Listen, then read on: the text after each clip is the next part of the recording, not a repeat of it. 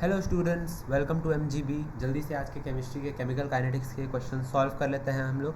पहला क्वेश्चन में यहाँ पे लिखा है, एक ग्राफ गिवन है जिसमें वाई एक्सिस में कॉन्सेंट्रेशन ऑफ प्रोडक्ट है और एक्स एक्सिस में टाइम गिवन है इन सेकेंड्स।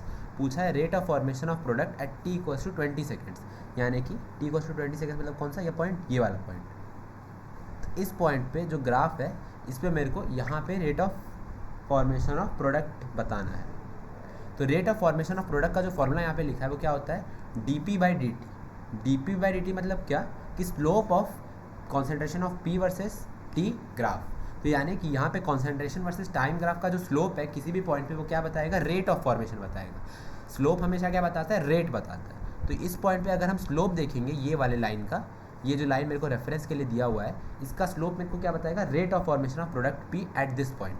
तो ये पॉइंट पे हम स्लोप कैसे देखेंगे, इसको हम लोग देख लेते हैं जल्दी से। इस पॉइंट पे जो लाइन है इसको डार्क कलर से देखते हैं हम लोग। इस पॉइंट पे जो लाइन है इसका स्लोप कितना हो जाएगा, ये लाइन का स्लोप मेरे को पता करना है। तो ये स्लोप कितना हो जाएगा, हाइट जो कि इतना है बाय बेस। तो हाइट यहाँ पे कितना है, ये वाला लेंथ हमारा कितना है, ये मेरा है 10। तो स्लोप यहाँ पे हम कितना लिखेंगे, 10 डिवाइडेड बाय बेस कितना है, बेस मेरा यहाँ से लेके 20 तक, तो 10/20 और उसके बाद अप्रोप्रिएट यूनिट लगा देंगे तो MS इनवर्स। तो ये हो जाएगा मेरा कितना, 0.5 करेक्ट आंसर। तो इसका करेक्ट ऑप्शन हो जाएगा ए। तो आई होप ये क्लियर होगा सबको। अब बढ़ते हैं नेक्स्ट क्वेश्चन की तरफ। यहाँ पे लिखा है rate of formation of SO3 in the following reaction 2SO2 + O2 gives 2SO3 is 100 grams per minute, hence the rate of disappearance of O2 is. तो यहाँ पे जो लिखा हुआ है उसको देखने से पहले हम लोग एक दूसरा थियोरेटिकल पॉइंट देखते हैं। सपोज एक रिएक्शन हो रहा है AA + BB, थियोरेटिकल है, ठीक है, गिव्स CC + DD। यहाँ पे small a small b small c small d क्या है, स्टोइकियोमेट्रिक कोएफिशिएंट्स है, और A और B, कैपिटल A और कैपिटल B रिएक्टेंट है, कैपिटल C और कैपिटल D प्रोडक्ट है। तो यहाँ पे जो रेट ऑफ डिसअपियरेंस और rate of formation of product का जो रिलेशन होता है वो क्या होता है, -1/a d of concentration of A और by dt equals to -1/b d/dt of concentration of B equals to 1/c, यहाँ पे माइनस नहीं आता, फिर d/dt of concentration of C equals to 1/d d/dt of concentration of D।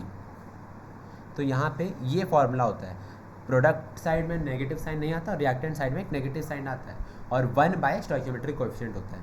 तो इस reaction के लिए अगर हम ये रिलेशन लिखें तो क्या रिलेशन आएगा, ये रिलेशन निकल के आएगा। काफ़ी गंदा हैंड राइटिंग बन रहा है, कोई बात नहीं। तो -1, क्योंकि यहाँ पे 2 है तो -1/2 d/dt ऑफ SO2, उसके बाद इक्वल्स टू माइनस, यहाँ पे सिर्फ 1 है कोएफिशिएंट, तो -1 d/dt of concentration of O2। और यहाँ पे माइनस क्यों आ रहा है, क्योंकि ये रिएक्टेंट साइड है।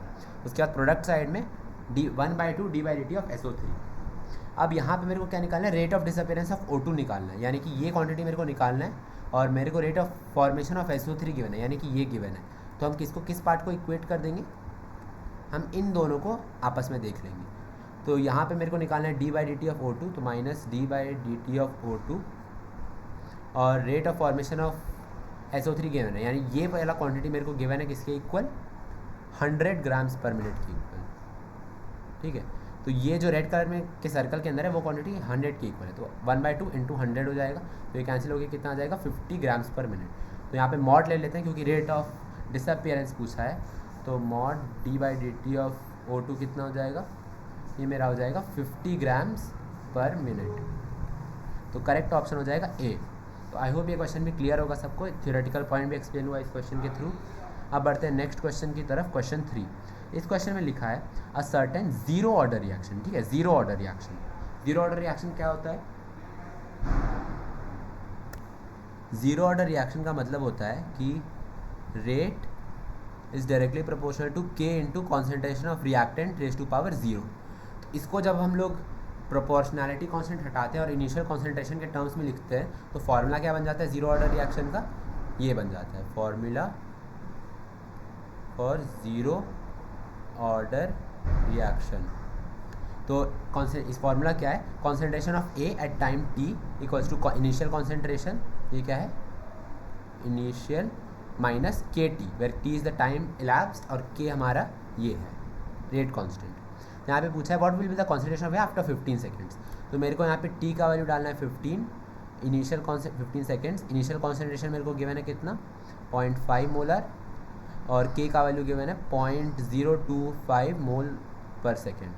और एक चीज़ यहाँ पे अगर ये नहीं लिखा होता कि जीरो ऑर्डर रिएक्शन तो भी हम लोग फिगर आउट कर सकते थे, क्योंकि यहाँ पे के का मेरे को यूनिट गिवन है। तो उसके बिना भी हम लोग को ये क्वेश्चन अगर दिया होता तो ये भले डिफिकल्ट क्वेश्चन हो जाता लेकिन आंसर आ सकता था।